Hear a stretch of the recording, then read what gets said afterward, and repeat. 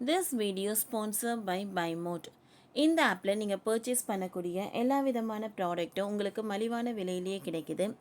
இதில் நிறைய offers and coupons provide பண்ணுறாங்க.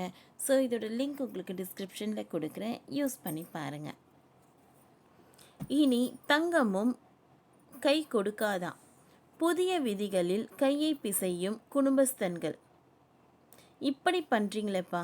இந்திய ரிசர்வ் வங்கி தங்க நகை அடகு விதிகளில் மாற்றம் கொண்டு வரப்படுவதாக அறிவித்தது.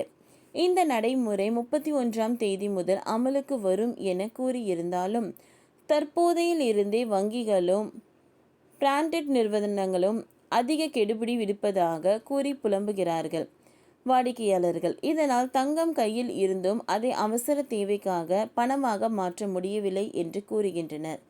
கடந்த சில நாட்களுக்கு முன்பு 2025-26ஆம் ஆண்டின் நிதி ஆண்டுக்கான மத்திய பட்ஜெட்டை நாடாளுமன்றத்தின் மத்திய அமைச்சர் நிர்மலா சீதாராமன் தாக்கல் செய்தார். அதில் வருமான வரி தளர்வு உள்ளிட்ட பல்வேறு புதிய அறிவிப்புகள் இருந்தது. அதில் வங்கி நகை அடகு குறித்து புதிய விதிமுறை செயல்படும் எனவும் அறிவித்திருந்தார். தொடர்ந்து இந்திய ரிசர்வ் வங்கியும் நகை அடகு குறித்து புதிய விதிமுறைகளை வெளியிட்டதோடு மார்ச் 31ஆம் தேதி முதல் அமலுக்கு வரும் என அறிவித்தது. இந்த நிலையில் இந்த புதிய விதிமுறைகளை ஏழை மக்களை கடுமையாக பாதிக்கும் என கூறப்படுகிறது. பொதுமக்கள் வங்கியில் அடகு வைத்துள்ள நகைகளை முழுவதும் பணம் செலுத்தி திருப்பி மறுநாள் தான் மீண்டும் அடகு வைக்க முடியும் என்று ரிசர்வ் வங்கியின் புதிய விதிமுறை ஏழை எளிய மக்களை கடுமையாக பாதிக்கும் என்பதோடு கந்துவண்டி கொடுமையில் இருந்து தப்பிக்கலாம். அவசிய தேவைகளுக்கு ஏழை எளிய மக்கள் உடனடியாக பண உதவி பெறுவதற்கு வங்கி நகை கடன்களையே பெறுவதும் நம்பியுள்ள நிலையில் இது பாதிப்புகளை ஏற்படுத்தும் என்று எதிர்க்கட்சிகள் கூறி வருகின்றன. குறைந்த வட்டியில் பாதுகாப்பான மற்றும் நம்பகமான கடன் பெறும் வழியாக இருந்து வங்கி நகை கடன் முறையை ரிசர்வ் வங்கியின் புதிய அறிவிப்பு கடினமானதாக மாற்றியுள்ளதால்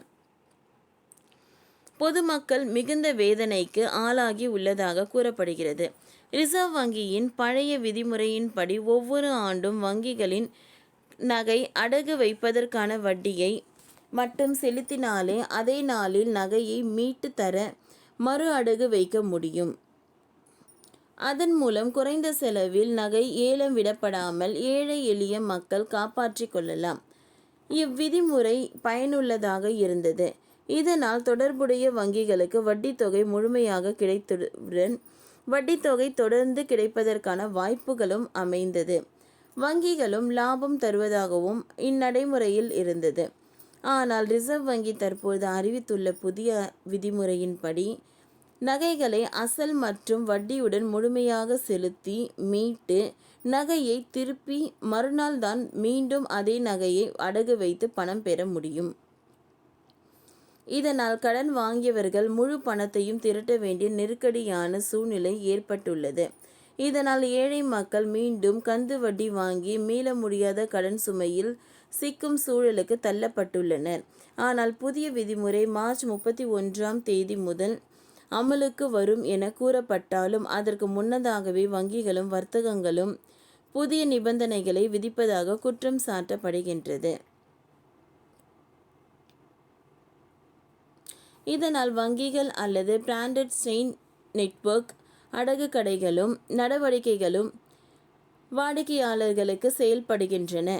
ஆனால் தற்போது அவர்கள் புதிய விதிமுறைகளை விதிப்பதால் அவசரத்திற்கு தங்க நகை கடன் வாங்குவது மிகவும் கடினமாக இருப்பதாகவும் நகைகளில் பில் இல்லாதது மிகப்பெரிய பிரச்சனையாக இருப்பதாகவும் வாடிக்கையாளர் கூறுகின்றனர்.